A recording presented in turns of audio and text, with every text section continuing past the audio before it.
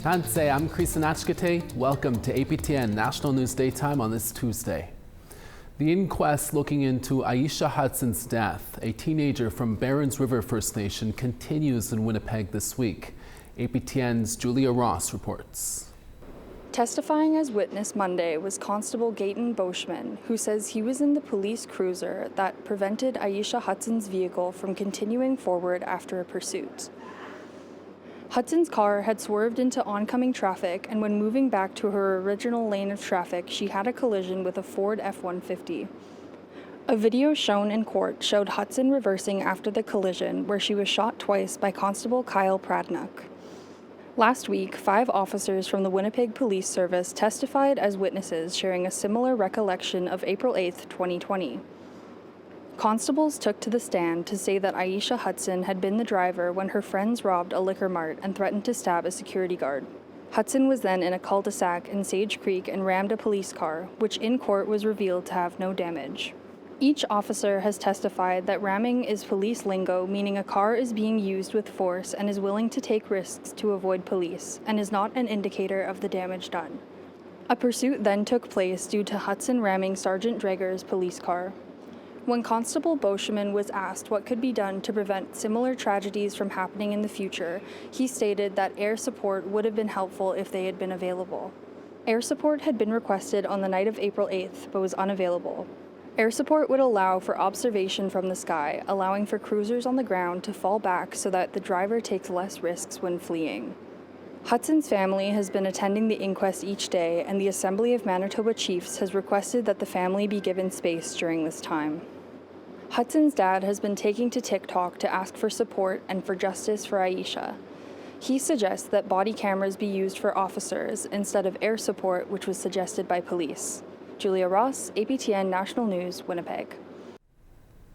Today marks exactly 1 month since a Northern Ontario family was evacuated from their First Nation because of a water contamination crisis. It's uprooted their entire lives, and the newest member of the family hasn't even been home yet. CTV's Adrian Gabriel met with the family and brings us this report. That's where I live. Evacuated on January 10th, this Kingston, Ontario hotel room is now the Stephen family's temporary home. There's not enough room for us or for the baby. On January 25th, little Axelson was born 1 month early.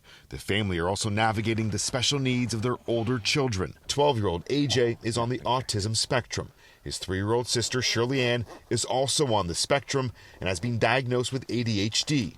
There's also 2-year-old Bryce. They're really out of their comfort zone, especially my son that's 12 years old. Doesn't go to bed, he doesn't feel safe. Saskatchewan First Nation is located on a floodplain on the west side of James Bay in northern Ontario. On January 4th, a state of emergency was declared there amid concerns that sewage was seeping through taps into homes, contaminating drinking water. 2 weeks ago, test results revealed a parasite known as Cryptosporidium was found in water samples and is likely the cause of dozens of people becoming ill. She got sick, yes. She got sick. Contaminated drinking water has plagued this community for decades. In 2005, residents were forced to evacuate. CTV News was in Saskatchewan then and found multiple children with rashes believed to be brought on by water contamination. More than 20 years later, children are still believed to be suffering. Just days before this latest water crisis was declared, a similar rash broke out all over the body of 2-year-old Bryce Stephen. For decades, Indigenous leaders have asked the federal government to help relocate this community from the water plain it resides on. They're still waiting. I hope the government sees this. I hope they all see. A statement in part from Indigenous Services Canada says planning for the relocation of Saskatchewan First Nation continues under an agreement that dates back to 2019. For these children, yet another evacuation has left the village that used to help raise them, scattered in hotel rooms across the province, with no clear timeline for when they'll find their way home. Some we've spoken with say they're triggered every time they turn on the tap. Following decades of trauma, they don't trust the water. Not here, not in Saskatchewan, not anywhere. Adrian Gabriel, CTV News, Kingston, Ontario. A Cree Nation from northern Manitoba is in federal court this week regarding the long-term impacts of flooding and hydro development. The Opaskwayak Cree Nation's case focuses on flooding and forebay impacts from the Grand Rapids Generating Station. It was Manitoba Hydro's first northern hydroelectric project built in the 1960s. It's located about 145 kilometers southeast of Opaskwayak. The trial opened on Monday with a traditional drum ceremony inside the courthouse in downtown Winnipeg. On the stand will be Opaskwayak hunters and trappers who remembered when the dam was built, historians, economists, and both environmental and natural resource experts. Closing arguments are scheduled for mid-May, and the hearings are expected to last into the coming weeks. Opaskwayak leaders say the case is relatable to many Indigenous communities across the country that face legacy way of life impacts from hydro development and other major infrastructure projects. Meanwhile, another group is answering Manitoba Hydro's call to help expand wind power generation. The economic development arm of Minnegozibi Anishinaabe says it's submitted a request for qualified participants to the Crown Corporation. It's hoping to create a 200 megawatt wind energy project somewhere in southern Manitoba. Chief Derek Nepanak says about a dozen wind power companies around the world have been interviewed, and the group is zeroing in on two of it who could potentially partner with. The chief says the cost could be upwards of $600 million. It's a pretty big investment. It would be by far the biggest investment that we've made as a community, but we're not doing this for ourselves today. We're doing this for the next generation and the generation after that. Our children need to feel that their future is being protected and it's being supported by the leaders of today. And we're doing that by participating in this sustainable energy project. Chief Nepanak expects to have more details ironed out by this summer. This comes after the Crown utility put out a call last year for Indigenous majority-owned wind power to help meet growing energy needs. The Manitoba Métis Federation is also working on plans for a 200 megawatt wind energy project. Building economic opportunity and trade relations in the north was all the buzz in Winnipeg this weekend as hundreds of political and business leaders gathered to envision the shared future of Manitoba and Nunavut. Northern Perspectives 2026 saw cabinet ministers, parliamentarians, and Indigenous leaders from Manitoba and Nunavut share their perspectives on what next steps are needed to build stronger economies in the north. The four-day conference put partnerships around infrastructure research and business opportunities in the spotlight. These discussions inevitably led to the U.S. president's threats to annex Greenland and the need for more security in northern Canada. Member of Parliament for Nunavut, Lori Idlaut, said that's why focusing on trade is so important right now. That really reassured me, and knowing that there are systems that exist that are entrenched between the United States and Canada, that threat is not as scary as it sounds. It's really just political games where I think at this point it's okay to say that we just need to wait him out. We just need to wait his term out. As we continue to see how unstable he is, that focuses us to diversify our trade relations and any other relationships that we have so that the Americans don't have such a stronghold on Canada's system. The Canadian Nuclear Safety Commission, or CNSC, is in Saskatoon to consider approval of NextGen's Rook I uranium project. Northern Indigenous communities and residents will have the opportunity to share their views on the proposed mine. APTN video journalist Rachel May was at day one of the hearings. Uranium company NextGen is seeking approval for a new mine in the southwestern Athabasca Basin, about 800 kilometers from Saskatoon. Candice Salmon is the commission registrar for the CNSC. So the commission will hear from everyone, and in the end it will make a determination as to whether the duty to consult is triggered, and if it is, what accommodations need to be there, and it will make that decision relative to every nation. If approved, the mine would process up to 1,400 tons of ore per day. Salmon says the CNSC is focused on ensuring all voices are heard and that environmental safety is prioritized. We know that there's a history in Northern Saskatchewan in particular of there being issues prior to the CNSC's existence, but we have an over 75-year track record of keeping people and the environment safe, and we're very confident in how we do that. According to the CNSC, 48 interventions are scheduled for this week's hearings.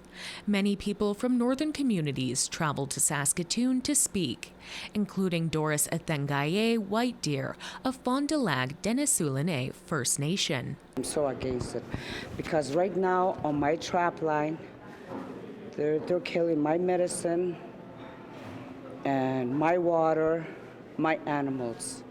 Back in the day where I used to go up the stream, up the river, collect all this medicine, oh, it was good. And now, today, they're gonna kill it from me, from my land, my water. White Deer says that she is worried about increased pollution in the Athabasca Basin and the impact on hunting and fishing. I can't even go eat out of the fish, out of the lake. I can't do that. The hearing concludes February 12th and is open to the public at the Delta Hotels, Saskatoon, downtown. Rachel May, APTN National News, Saskatoon. A First Nation in BC is calling for Ottawa to introduce a modern treaty commissioner. We'll tell you why when we return.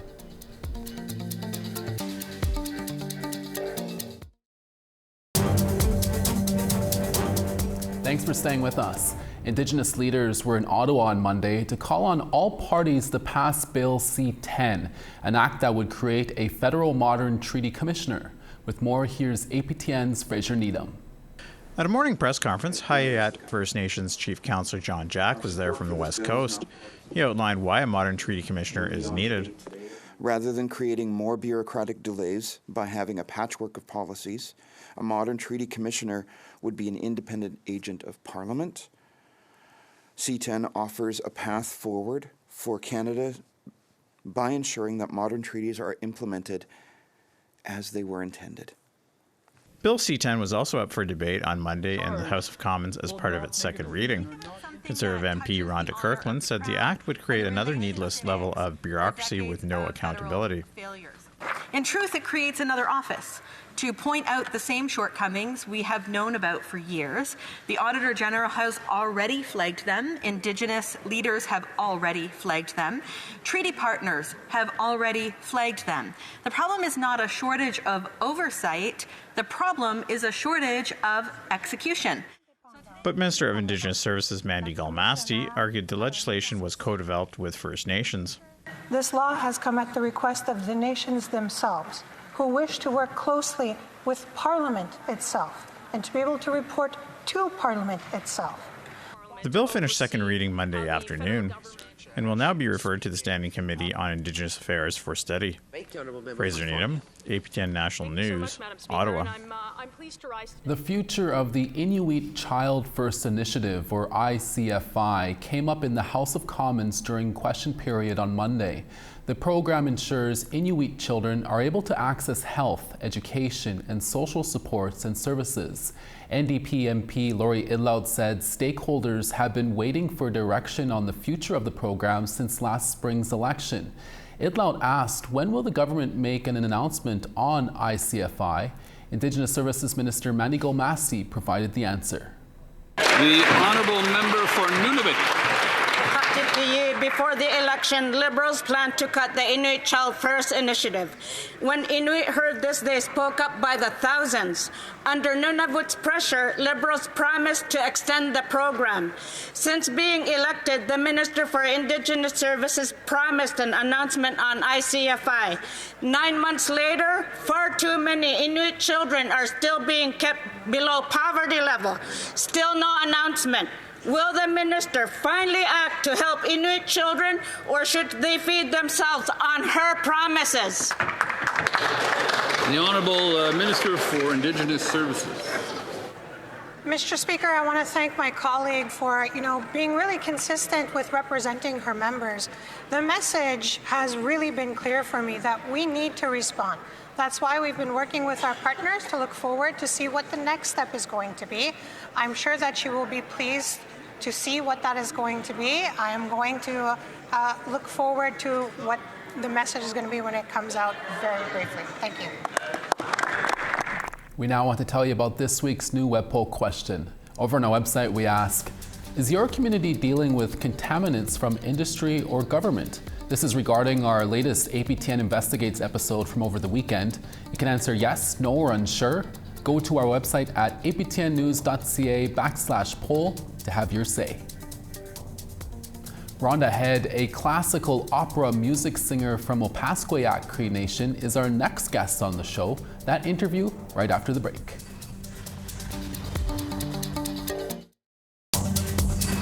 Willalan for staying with us. Charlottetown -3, Halifax sunny and +1. Cartwright -1, the Grand River -11. Saguenay -15, Quebec City sunny and -12. Toronto 0, Peterborough -3. -9 in Sudbury, Elliott Lake cloudy and -2. Clear skies in Churchill at -22, Thompson -15. -9 in Winnipeg, Gimli rain and -9. Saskatoon -9, Regina -4. Uranium City -19, -12 in La Ronge. -4 in High Level, Fort Chipewyan sunny and -9. Lethbridge +9, Calgary +7. +6 in Victoria, Vancouver +7. -1 in Fort Nelson, Smithers 4. -31 in Old Crow, -12 in Mayo. -19 in Yellowknife, Wrigley -22. Sax Harbor -44, Polituck -42. -18 in Whale Cove, Chesterfield -18. And Arctic Bay -30, Resolute -30 as well. Our next guest is a multi-award winning and internationally renowned classical opera musical singer and songwriter and author from the Opaskwayak Cree Nation in northern Manitoba.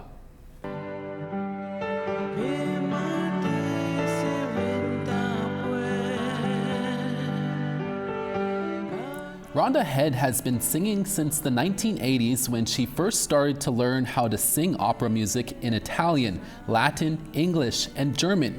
It wasn't long before she decided to incorporate her own Cree language in her music. In 2000, Rhonda performed Canada's national anthem in her home First Nation at a local hockey game. The public applause and reaction from that evening sparked Rhonda to go further with her music. Since then, she has taken Cree hymns and traditional songs and intertwined them with classical music. She has released more than 4 albums, including the album One Ska in 2023. She is also a 14-time International Music Award winner, with more awards on the way.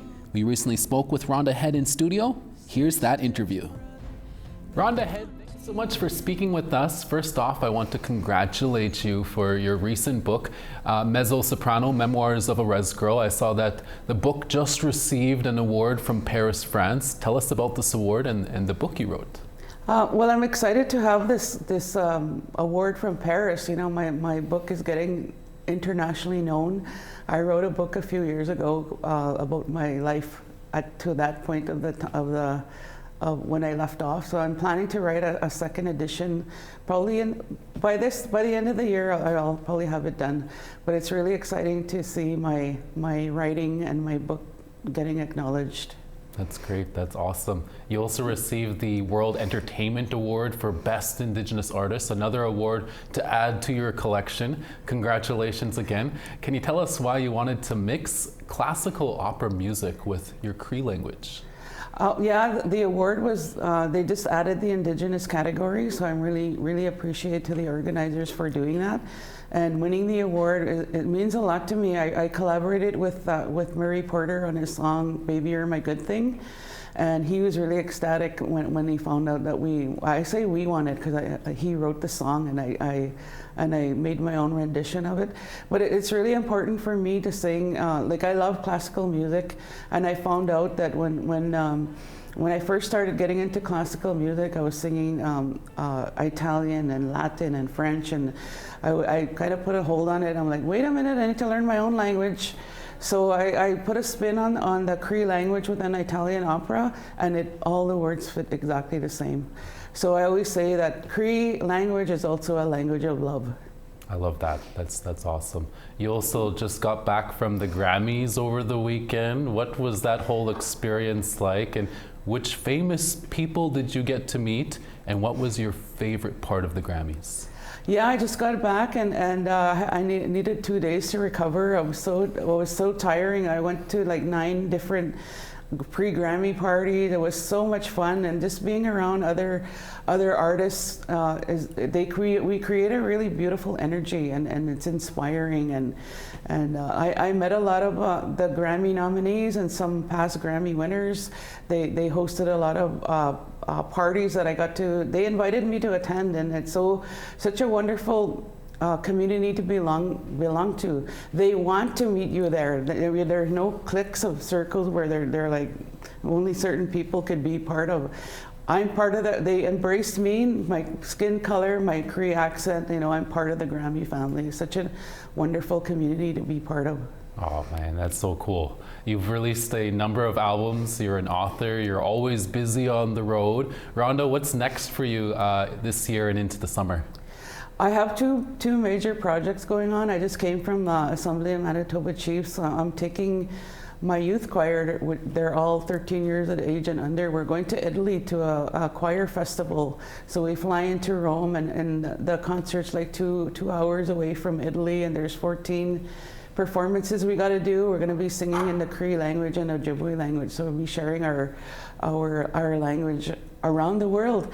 The other initiative I'm doing is I'm going to Belize in April, and I'm going to do a fundraiser there to help the people in San Mateo, Belize, and San Pedro. It's the poor part of the island, and we're fundraising for their school fees to go to school. Last year we raised enough money to send 14 kids to go to school, and when I was there recently and I got to meet some of the kids, and some of their aspirations are to be a local guide, soccer player, a police officer, and a doctor. So I'm really excited to be helping those kids out, and this fundraiser that I'm doing, I'm going to be doing it annually because I want the kids that we're putting in school to keep going to school.